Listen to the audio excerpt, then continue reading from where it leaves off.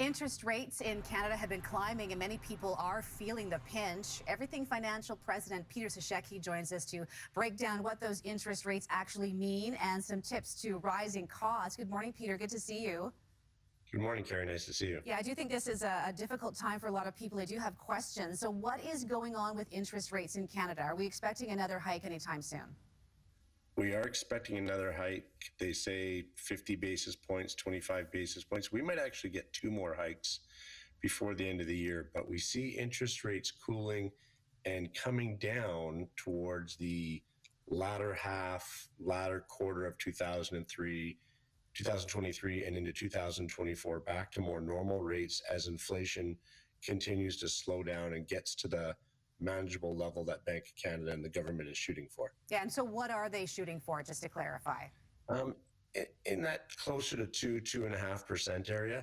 Interesting though, Carrie, if inflation this year averages 6% for the entire year, which is realistic, and we're on that track, then the 3-year interest rate or inflation average, is about 2.72% over 3 years. But of course, that will change if we kept with a 6% average inflation rate for a few years. Okay, so now break down the difference between compound and simple when it comes to interest. Well, with interest, there's different types. Compound interest is what we traditionally see on a locked-in mortgage where you're paying interest on interest on interest over time, and that gets very expensive. Simple interest is what you see with those home equity line of credits where you can, to lower costs, especially in tough times, just pay interest on your money only.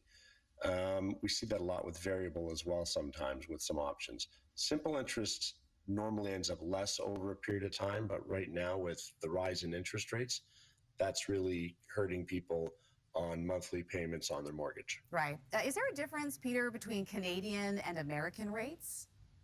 There is a big difference. How we tackle inflation is quite a bit different because in Canada, we can raise interest rates rather quickly and have an immediate effect on inflation. And part of that's because of all the variable mortgages and our short terms for mortgages in Canada. So our mortgages alone act as a bit of a deterrent to inflation, where in the US, they have these long-term 30-year interest rates on mortgage.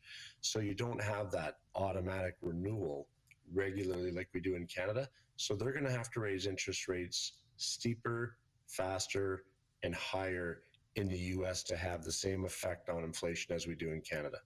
Okay, so how do interest rates affect the Canadian dollar then?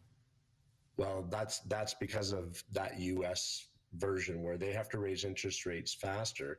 They raise interest rates more to have the same effect on inflation. And then foreign money flocks to the US for investment because there's a better return on the investment dollar. So what Canada isn't doing and Canada can't do is get in a dollar war with the US and go, well, we're going to raise our interest rates too, even higher to strengthen the Canadian dollar. People, if you want to go to the US right now, you're just going to have to bite the bullet. Our exchange rate is going to stay pretty poor for a while, but that will actually help our economy with exports. So it's to do with the American raising interest rates a lot higher than we are. And eventually, when their inflation gets in line, those interest rates will get closer to ours, and then our dollar will strengthen. Peter Sashecki with Everything Financial joining us this morning virtually. Thanks for checking in, Peter, and for all your insight. Thanks, Carrie. We'll talk to you next week.